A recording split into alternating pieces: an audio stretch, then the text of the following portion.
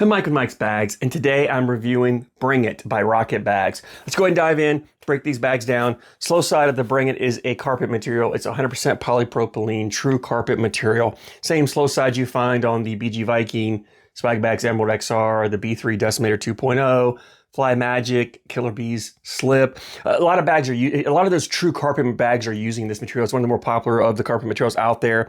It's a 4-speed, ton of control to it. It's great for playing that dirty style game with blockers, cuts, rolls, flops, does all of that extremely well. It's great for hard throwers. If you throw harder and you have a hard time keeping bags on the board, this has a ton of control to it. It's going to stop and stay on the board for you. It's great if you play on faster boards because of the control you have with it. If you're also one of those players who likes to land deeper on the board, maybe you throw a little further up the board. Maybe you struggle with the front board, so you land your bag further up to not hit the front board and leave the bag off. So you need a bag that's not going to shoot across the hole or fly past it. This material does a great job. So 4-speed on the slow side of these Bring It's. Fast side. Same fast side material that Rocket Bags uses on their Stage 1 bag I reviewed not too long ago.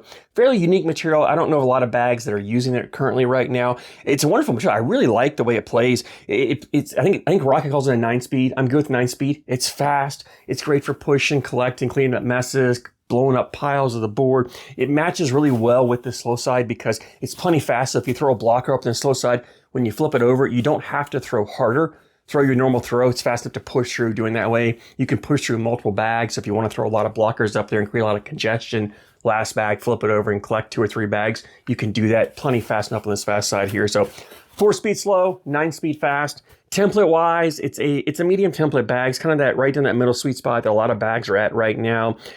It's a medium amount of fill in here, but it's on the thinner side, so it's not a fuller bag. Typically, your true carpet bags tend to be fuller. This is not on the fuller side. It's got flop to it, which gives the bag actually a lot of forgiveness. I really like the flop addition to this because it gives the bag that forgiveness on landing and some forgiveness around the hole as well. And the fill in here, it's a mixed fill, so it's not 100% bead fill. You've got some flat fill with some round fill mixed in here, and so that flat fill gives you that forgiveness landing as well. So if you don't throw the flattest of bags and you struggle with carpet bags because they kick on you, this bag doesn't have as much kick as a typical carpet bag would. There's still some kick there to it. You're going to get kick because you've got this 4-speed. You're not going to find a 4-speed controllable material that doesn't have kick. The reason it's controllable is because it grips and grabs the board, and that's where your kick comes in, is when this material, when you throw that tilt, this material grabs and the momentum of the bag carries it and causes the bag to shoot off to one side or the other, depending on which end hits first.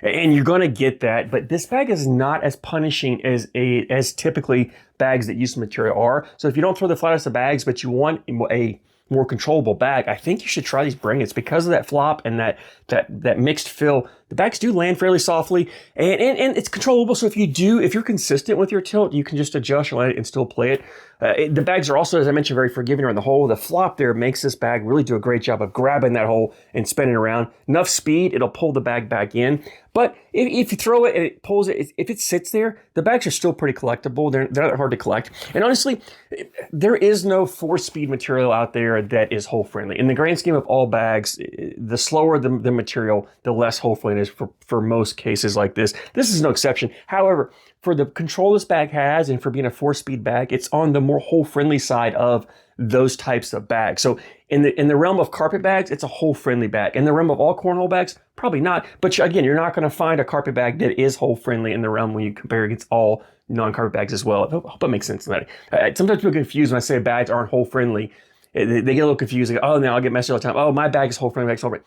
Yes, your bag is hole friendly compared to other bags like it, but maybe not necessarily compared to all bags together. So just keep that in mind. But again, in comparison to all bags that have this control to it, it is a very hole friendly. I was surprised at how well the bag actually played around the hole, how well it dripped in the hole. It played better than traditionally a carpet bag like this would. So I was really happy with the way it played. In fact, I used to love throwing this style of bag all the time. I used to throw a carpet bag. That was my go-to bag, a slow 4-speed bag. I liked playing that strategy game. I wanted to play more chess than checkers. I wanted to put blockers up there. I wanted to cause my opponent to get creative. I wanted to be able to get creative. I wanted to be able to throw my cuts and rolls and make my opponent work and let them miss, and then I could clean my bags up and take points at the end. And I was happy winning around, 7-6, 8-6, 5-4, whatever. As long as I was getting points, I didn't care about my PPR. I've since moved on to more of those hybrid kind of mid-speed bags just because of the forgiveness that they really have, especially around the hole. But throwing this bag really brought back my love for this style of bag. I forgot how much I really enjoyed throwing this style of bag. And I got a feeling this bag's going to end up quite often in my Thursday, what's in my bag segments, the videos I put out every Thursday. You might start seeing these Bring It show up in that backpack a lot. I just really fell in love with the way this bag plays, and it really brought back my love for that dirty style game. And honestly, the way the bag plays here is fine, and it did really well, but it plays even better in competition when you're actually playing an opponent and you can put bags up there and cause them to make mistakes, cause them to miss. That's where the bag shines, is the ability to force your opponent to make mistakes and allow you to get points that way. So anyway, I'll get more into playability. I'm kind of getting ahead of myself. These bags are ACO stamped, so if you play in ACO events, you can throw the Bring It bags. Let's go ahead and jump into playability. As I mentioned, this bag is designed for that dirty style game, for putting blockers up there, for the cuts, rolls, flops. It does all of that extremely well. You've got the control to put a blocker wherever you want on the board. No problem whatsoever. Not a problem collecting them. I mean, so they're not super floppy. They have some flop, not super floppy. So I had no problem clipping a corner and dragging the bags in there. If I had a level 2, level 3 blocker and it was more to my opponent's side, sometimes I'd have to throw one bag to kind of spin the bag in the line and the next bag come through and clean it up. If the bag was in the middle or my side, no problem with a level 2 or 3, just riding it all the way up there, because this fast side's plenty fast enough for that. The bags are again great for cuts, rolls, flops. If you're average to above average in those skill levels, you can definitely do that with this bag. If you're learning or want a bag to learn on, not a bad bag to learn. It's maybe not the easiest bag because of that mixed fill and the flop. It doesn't have as much bounce and movement. It's not as active on the landing as you may want, but still a bag that you can learn on and have success with. So if you're trying to get into that shot shaping style game and you're trying to find a bag that maybe you can kind of transition into, I think the Bring It's a great bag to give it a shot on. So give that a try if you're thinking about that.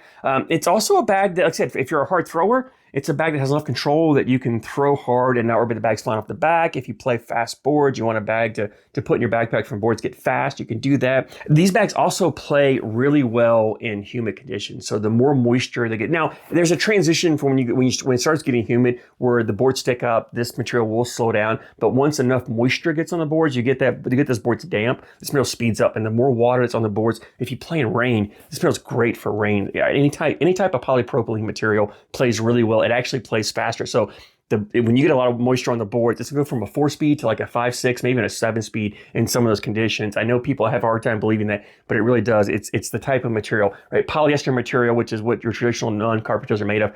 That material actually absorbs the moisture and slows down and just sticks. This material does not. It actually kind of repels that moisture. And like I said, it just keeps moving and plays faster. So, and the fast side, this fast side material actually plays pretty well as well in humidity. So if you live in an area where extreme humidity is an issue, these Bring It bags will play really well in those conditions. That goes ahead and leads me into availability on these bags. And Rocket Bags has a website. It's rocketcornholebags.com.